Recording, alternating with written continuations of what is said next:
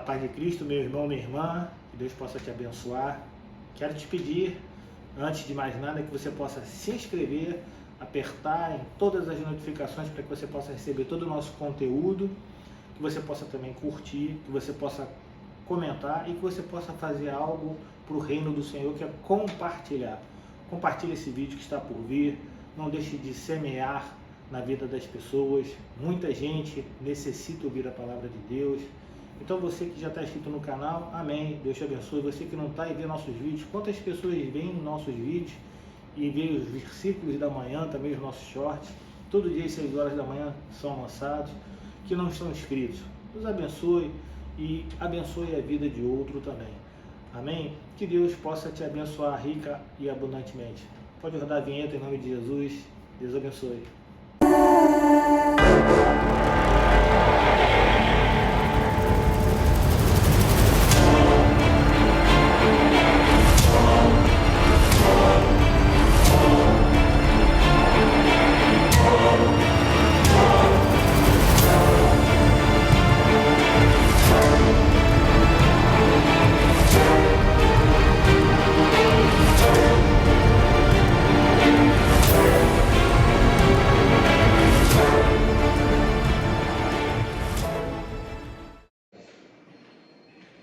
Eu vou pedir para você ficar de pé, para você abrir a sua palavra de vida no livro de Atos, capítulo 16, e a gente vai ler bastante versículos. São 24 versículos que a gente vai ler, mas é necessário a gente ler esses versículos todos. O texto tem o título de Evangelho, o poder que transforma. Era uma palavra que eu ia pregar no domingo passado, mas por conta da minha situação aí, de ficar mancebo aí um pouquinho, né? Então aí eu não preguei, quero pregar essa manhã. Atos, capítulo 16, a gente vai começar a ver o verso 10. Amém? Atos 16, 10. Está precisando de ajuda para agora?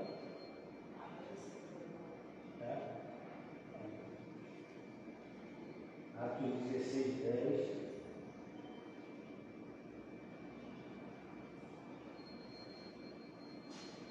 Achou? Atos 16, 10? Amém. Diz assim, Atos 16, 10. Assim que Paulo teve a visão, imediatamente procuramos partir para aquele destino, concluindo que Deus nos havia chamado para lhes anunciar o Evangelho. Verso 11. Tendo, pois, navegado de Troia, fomos diretamente para Samotracia, e no dia seguinte a Neápolis. Daí fomos a Filipos, cidade da Macedônia, primeiro do distrito e colônia romana. Nesta cidade permanecemos alguns dias. No sábado saímos da cidade para a beira do rio, onde nos pareceu haver um lugar de oração. E assentando-nos, falamos às mulheres que haviam se reunido ali. Verso 14. Certa mulher chamada Lídia, da cidade de Tiatira, vendedora de púrpura, temente a Deus, nos escutava. O Senhor lhe abriu o coração para que estivesse atento ao que Paulo dizia. Depois de ser batizada, ela e toda a sua casa nos fez esse pedido: se julgo que eu sou fiel ao Senhor, venham ficar na minha casa. E nos constrangeu a isso. Aconteceu que, indo nós para o lugar de oração, veio ao nosso encontro uma jovem possuída de espírito adivinhador, a qual, adivinhando, dava grande lucro aos seus donos. Verso 17. Seguindo a Paulo e a nós, estava dizendo: estes homens são servos do Deus Altíssimo e anunciam a vocês o caminho da salvação. Isto se repetiu por muitos dias. Então Paulo, já indignado, voltando-se, disse ao Espírito: em nome de Jesus Cristo, eu ordeno que você saia dela. e na mesma hora o espírito saiu. Quando os donos da jovem viram que se havia desfeito a esperança do lucro, agarraram Paulo e Silas e os arrastaram para a praça, à presença das autoridades. Verso 20. E levando-os ao magistrado, disseram: estes homens, sendo judeus, perturbam a nossa cidade, propagando costumes que não podemos aceitar, nem praticar, porque somos romanos. Então a multidão se levantou unida contra eles, e os magistrados, rasgando-lhes as roupas, mandaram açoitá-los com varas. E depois de lhes darem muitos açoites, os lançaram na prisão, ordenando ao carcereiro que os guardasse com toda a segurança. Verso 24. Este, recebendo tal ordem, levou-os para o cárcere interior e prendeu os pés deles no tronco. Por volta da meia-noite, Paulo e Silas oravam e cantavam louvores a Deus, e os demais companheiros de prisão escutavam. De repente, sobreveio um tamanho terremoto que sacudiu os alicerces da prisão. Todas as portas se abriram e as correntes de todos os presos se soltaram. O carcereiro despertou do sono e, vendo abertas as portas da prisão, puxando da espada, ia suicidar-se, pois pensou que os presos tinham fugido. Mas Paulo gritou bem alto: não faça nenhum mal a si mesmo, estamos todos aqui. Verso 29. Então o carcereiro, tendo pedido uma luz, entrou correndo e trêmulo prostrou-se diante de Paulo e Silas. Depois, trazendo-os para fora, disse: senhores, que devo fazer para que seja salvo? Eles responderam: creia no Senhor Jesus e você será salvo, você e toda a sua casa. Verso 32. E pregaram a palavra de Deus ao carcereiro e a todos os que faziam parte da casa dele. Naquela mesma hora da noite, cuidando deles, lavou-lhes as feridas dos açoites. Logo a seguir, ele e todos os membros da casa dele foram batizados. Então, levando-o para a sua própria casa, deu-lhes de comer, e com todos os seus manifestava grande alegria por ter crido em Deus. Pai, te damos graça, fala os nossos corações, queremos te agradecer, fazemos isso em nome de Cristo, e todos digam amém e amém. Podemos sentar. O poder da palavra de Deus, o poder do Evangelho, o poder da palavra do Senhor é algo extraordinário, dela. É através dela, desse poder da palavra, que Deus revela-se a si mesmo e a nós e nos instrui em tudo o que é necessário para que possamos viver de acordo com a sua santa vontade. É por meio da palavra de Deus que obtemos conhecimento do próprio Deus, de modo a sabermos quem Ele é e o que Ele faz, e qual é a sua vontade e qual é o seu propósito. Além disso, é através da palavra de Deus escrita que conhecemos a palavra encarnada, Jesus Cristo, o Filho de Deus. Em Hebreus 4:12, o escritor escreve sobre o poder da palavra de Deus, dizendo: porque a palavra de Deus é viva e eficaz, e mais cortante do que qualquer espada de 2 gumes, e penetra até o ponto de dividir alma e espírito, juntas e medulas, e é apta para julgar os pensamentos e propósitos do coração. Pois bem, essa passagem que lemos, esses 24 versículos que lemos, é uma verdadeira e fascinante ação do Evangelho de Jesus Cristo, enquanto um poderoso instrumento de transformação na vida de qualquer pessoa, diz a palavra de vida, que certa vez o apóstolo Paulo, por direção divina, ele chega à Europa. Ele desembarca em Filipos, uma famosa colônia romana. Ali, não só ele, mas Silas, Timóteo e Lucas, quem escreve Atos, é o escritor de Atos, tem o propósito de começar um trabalho evangelístico para plantar ali uma igreja, em Filipos, na Europa. Diferentemente da vontade de Paulo, que era ir à Ásia, Deus abriu um caminho para que Paulo entrasse na Europa e propagasse a sua palavra.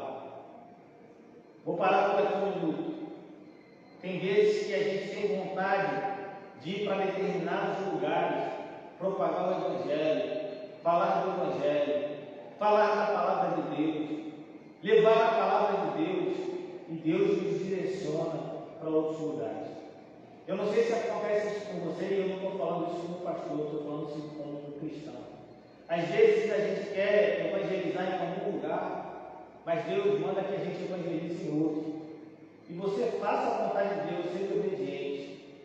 Comece na sua casa e depois você parta para os outros lugares. A gente tem que começar a falar da palavra do Senhor primeiro na nossa casa. Deus mandou Paulo ir para a Europa. Você vai para a Europa, você não vai para a Ásia. E Paulo renunciou, e a vida do cristão é uma vida de renúncia. Nós temos, às vezes, e muitas vezes, renunciar à nossa vontade, para fazer a vontade do Senhor. E a vontade do Senhor, conforme a palavra de Deus diz, ela é boa, agradável e perfeita. Então, muito mais vale a gente obedecer do que sacrificar. Pois bem, nem sempre é como a gente quer, e sim como Deus quer. É Ele quem direciona, é Ele quem abre, é Ele quem sustenta, e é Ele quem trabalha. Nós apenas somos instrumentos. Por conta dessa maravilhosa história, a vida do Ocidente não foi a vida só da cidade de Filipos, naquele lugar que eles estavam. A vida do Ocidente nunca mais foi a mesma. Houve uma profunda mudança naquele lugar. Em Filipos, observamos como o poder do Evangelho transforma vidas. Eu não sei se vocês reparou bem, mas o registro que a gente fez foi de 3 conversões. Houveram 3 conversões nesses 24 versículos do Evangelho. E cada uma diferente da outra. Cada uma ensinando uma lição diferente. E isso para nós mostra como Deus trabalha. Deus tem os seus próprios métodos de trabalho. Nunca é igual para cada pessoa a conversão. A conversão é uma experiência pessoal, é particular, é individual e na maioria das vezes é radical. Você que é crente, você que é cristão, pensa aí, eu não sei quanto tempo você é cristão, eu vou fazer 27 anos, mas eu há 30 anos atrás, eu não era a pessoa que eu sou hoje. Eu não sei você, há quanto tempo você é cristão, há quanto tempo você é crente, mas eu não sei se você nasceu em Deus do Evangelho, mas se você não nasceu, imagine-se no tempo que você andava no mundo. Como foi radical a sua mudança de pensamento, a sua mudança de postura, a sua mudança de costume, a sua mudança no seu dia a dia, a sua mudança com as pessoas. Na maioria das vezes, a mudança da conversão, ela é radical, como foi com essas 3 pessoas aqui. Houveram 3 conversões desse texto. E é desse texto que lemos que a gente vai extrair alguns aprendizados do poder transformador do Evangelho. Porque quem transformou essas 3 pessoas de maneira radical foi o poder da palavra do Senhor. Não foi Paulo, não foi Silas, não foi Lucas e muito menos Timóteo. Foi a palavra do Senhor. E depois você pega com carinho Atos 16, de 10 a 34, e você vai ver que as 3 conversões elas foram feitas através da palavra do Senhor. O primeiro aprendizado que eu vejo é que o Evangelho ele alcança as pessoas pela graça soberana de Deus. Lá em Lídia foi a primeira a ser convertida, lá nos versos 13 e 14, são claros. Diz assim: no sábado, saímos da cidade para a beira do rio, onde nos pareceu haver um lugar de oração. Então eles saem, Paulo, Silas, Timóteo e Lucas, e eles saem um pouco da cidade, vão até a beira do rio, e eles chegam num lugar onde parece para eles um lugar de oração. Então eles se assentam, eles falam com as mulheres que haviam se reunido lá. As mulheres sempre estão na frente dos homens, né? Elas estavam lá sentadas, estavam lá falando do Evangelho. Certa mulher chamada Lídia, verso 14, da cidade de Tiatira, vendedora de púrpura, diz a palavra de Deus, diferente a Deus, nos escutaram, porque eles tiveram a oportunidade de falar. Diz a palavra do Senhor: o Senhor lhe abriu o coração para que estivesse atenta ao que Paulo dizia. Foi Deus quem tomou a iniciativa na conversão de Lídia. Foi Deus quem abriu o coração de Lídia. E foi assim também com a jovem possessa. Porque naquele mesmo lugar apareceu uma jovem possessa. Uma jovem possuída por um espírito de sibila e adivinhação. Ela era cativa tanto do diabo como dos homens. Diz lá no verso 18. Isto se repetiu por muitos dias. Todos os dias aquela mulher ia lá. Todos os dias ela afrontar. Então Paulo, diz a palavra de Deus, já estava indignado. E ele volta-se para aquela mulher e ela diz ao espírito. Ele não diz para a mulher. Ele diz para o espírito que estava tomando conta daquela mulher: em nome de Jesus Cristo, eu ordeno que você saia dela. E diz a palavra: na mesma hora o espírito saiu. Nada mudou quanto à conversão anterior de Lídia. Na jovem possessa, também foi Deus quem tomou a iniciativa na sua libertação e conversão. E o carcereiro? No caso do carcereiro, Deus, pela sua infinita graça, alcançou aquele homem. Primeiro, um milagre físico aconteceu, o terremoto. Depois, um milagre moral. Todos nós estamos aqui. O carcereiro queria se suicidar. E Paulo falou: olha, todos nós estamos aqui. Por fim, o milagre espiritual na vida do carcereiro. Deus mudou a vida daquele homem. 3 conversões proporcionadas pela graça soberana de Deus. O segundo aprendizado é que o Evangelho ele alcança qualquer tipo de pessoa. Deus, ele não é seletivo. Ele não tipifica, não tem estereótipo a quem quer ser alcançado com a sua graça e a quem Deus quer alcançar. Deus ama a todos.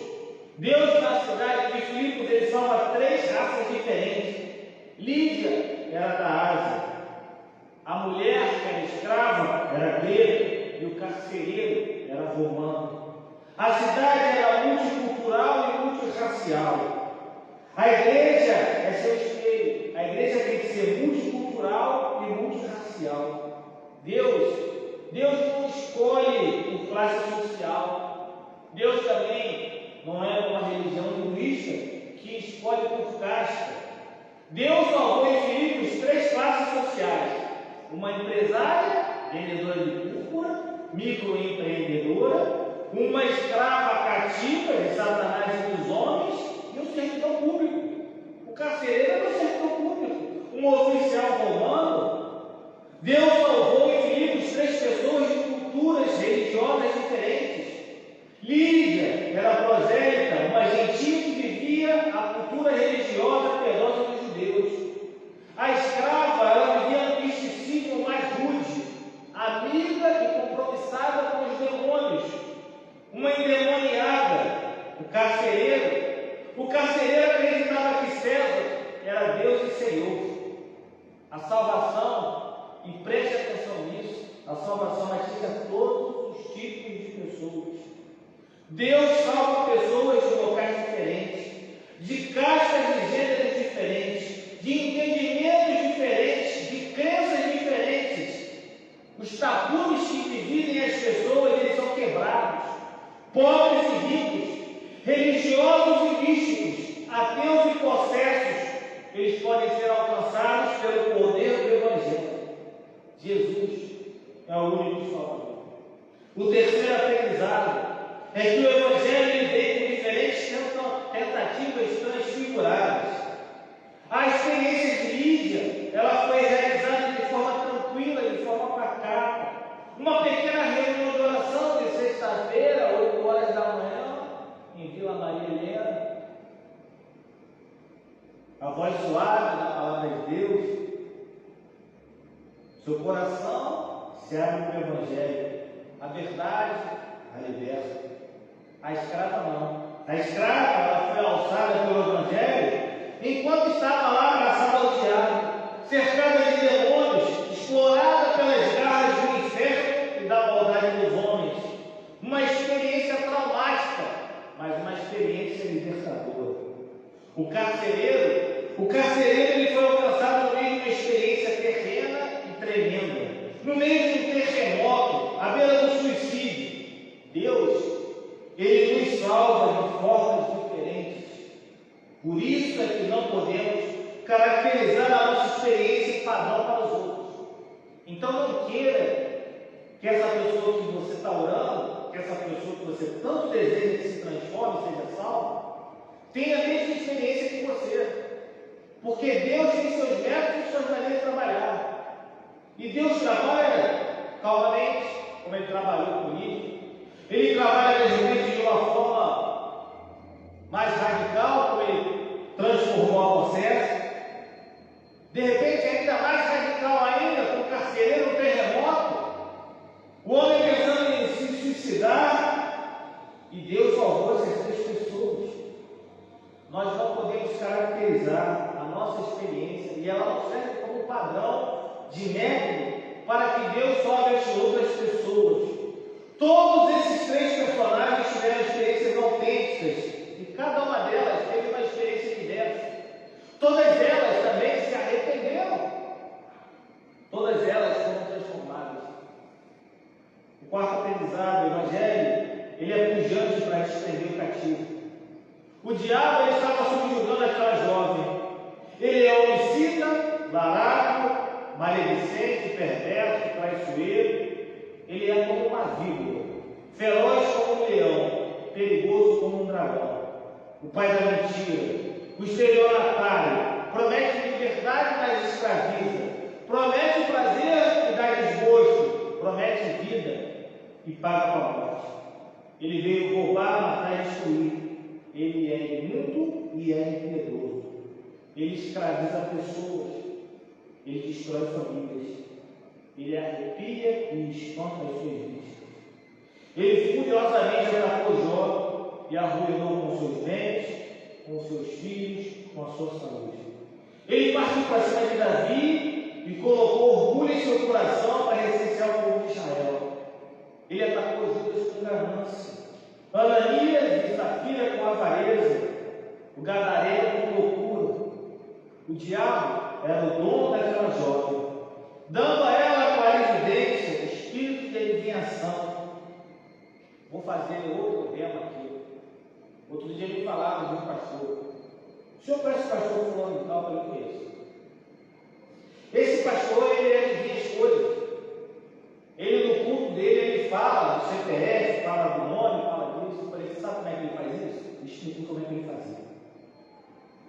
O homem não tem igreja, o homem faz culto em lugares grandes, que ele aluga, faz algumas adivinhações, que não são adivinhações, ele tem um método para fazer isso, e é um método perverso, e faz isso com homens e mulheres que estão ali de coração aberto, e ele arrebanha milhares de pessoas que ouvem e visualizam os seus vídeos, que depositam ofertas no seu ministério. Espírito de adivinhação não provém do Senhor. Deus abomina aquele que tem espírito de adivinhação. Ela adivinhava pelo poder dos demônios e o diabo falava pela boca dela. Preste atenção. Não há adivinhação na palavra do Senhor. Essa palavra aqui, ela já é suficiente e já basta. Não tem mais nada. Deus te conhece. Deus não conhece só o seu CPF. Deus não conhece só a sua vida. Deus conhece o seu coração. Deus conhece a sua vontade. Deus conhece o que você deseja. Deus te conhece desde o ventre da madre da sua mãe.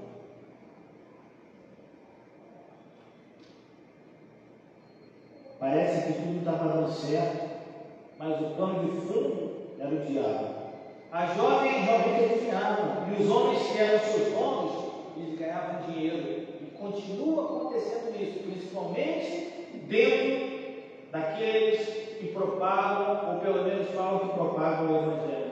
Utilizam o Evangelho como um instrumento para fazer coisas que não são da vontade e do desejo do Senhor. Porque a palavra ela foi feita para salvar, libertar, transformar e curar. E essas pessoas o que fazem? Elas enganam o povo de Deus.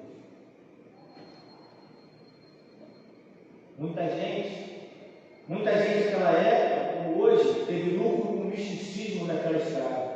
O diabo enriquece, mas rouba a alma. O diabo oferece prazer, mas destrói a pessoa depois. Paulo não barganhou.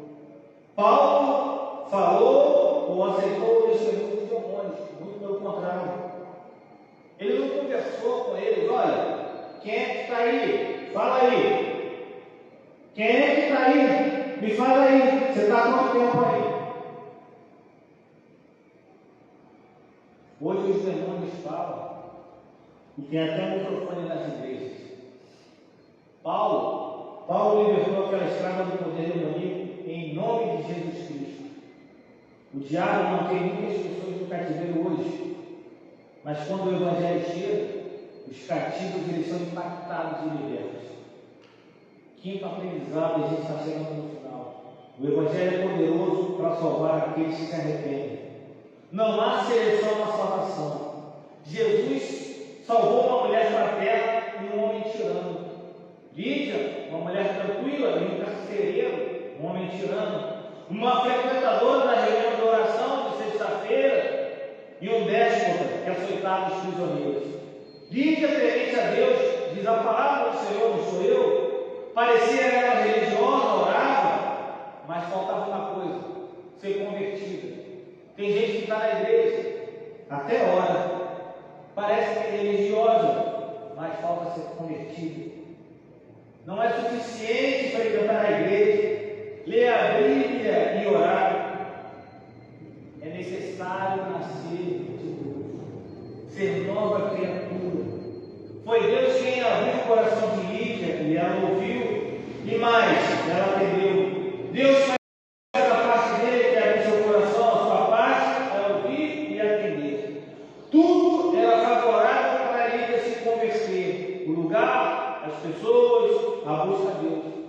Um lugar muito tranquilo. E o carcereiro? Esse não procurava, esse não orava.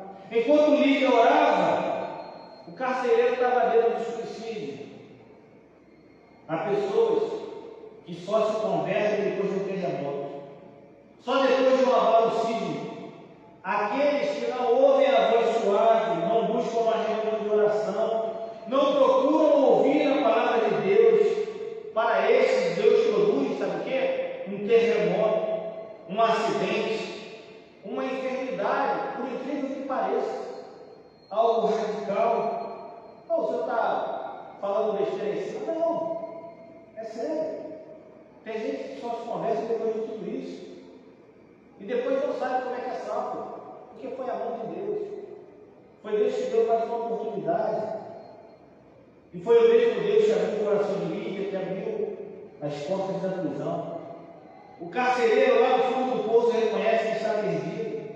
E ele pergunta: o que farei eu para ser salvo? Não há esperança para você, a menos que reconheça que está perdido, assim como o carcereiro. Sem Cristo, você vacila sobre um abismo de trevas eternas. Se você não se converter de todo o seu coração, sua vida é vã, sua fé é vã, sua religião é vã, e a sua esperança é falsa.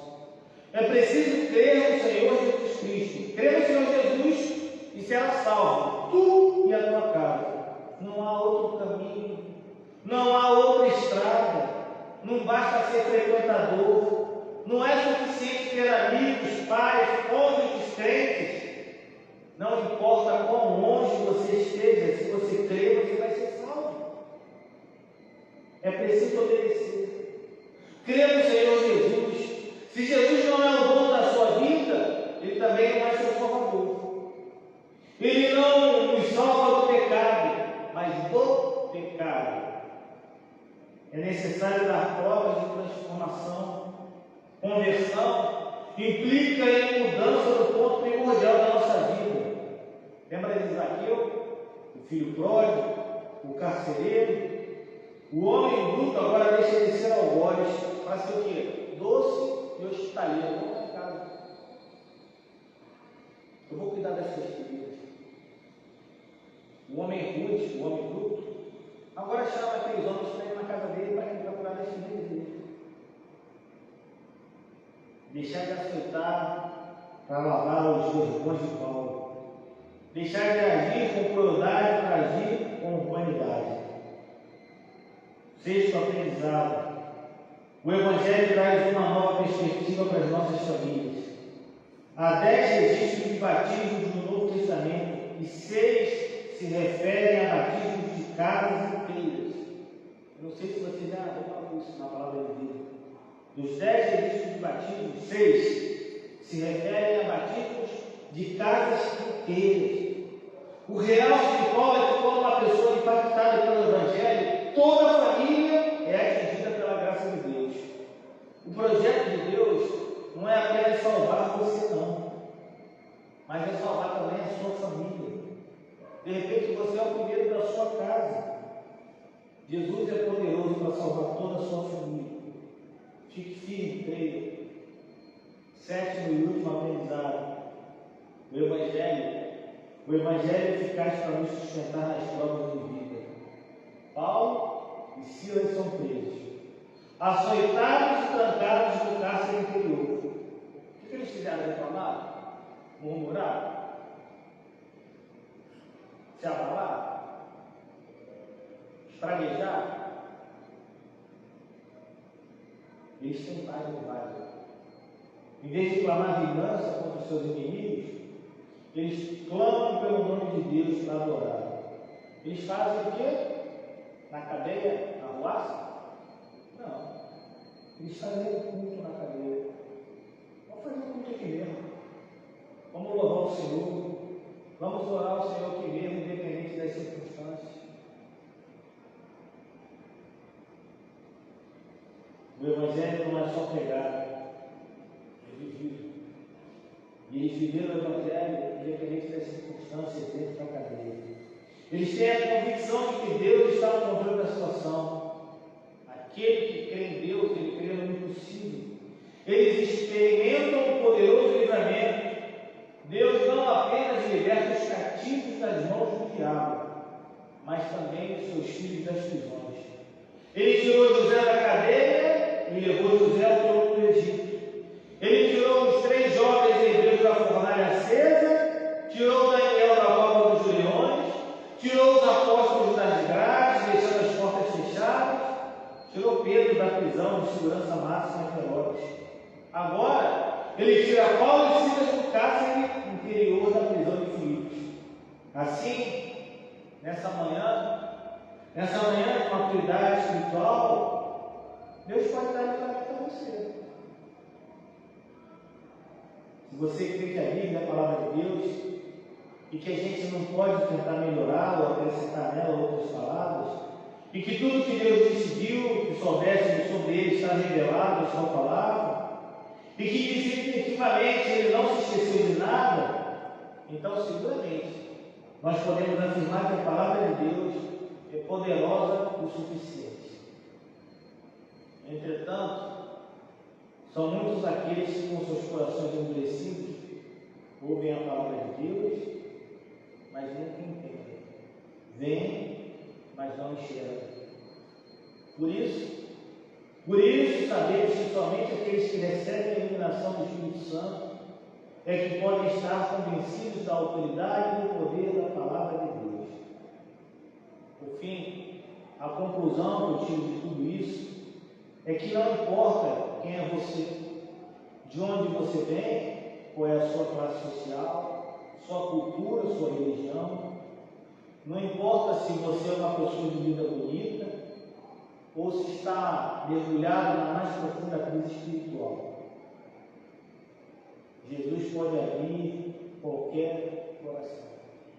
Jesus pode abrir o seu coração. Ele pode quebrar as suas cadeias, ele pode mudar a sua vida. E só basta uma coisa: ir até ele. O mesmo Jesus que abriu o caminho para Paulo até a Europa, abriu o coração de Lídia e abriu as portas da prisão. Se você é cristão, se você é crente, se você está passando por provas, saiba que o mesmo Jesus que salva é o Jesus que sustenta o seu servo. Deus nos sustenta. Creia nisso. Não olhe para as circunstâncias. Não olhe. E eu canso de dizer isso. O Senhor não sabe o que eu estou passando. Eu não sei, mas você também não sabe o que eu passo. Mas não olhe para as circunstâncias. Olhe para o Senhor. O Evangelho ele liberta, ele salva e ele conforta. E ele já basta. A gente não precisa de mais nada. Só isso já nos basta. Fecha teus olhos, volta a cabeça. Vamos ter uma momento de oração. Em nome de Jesus.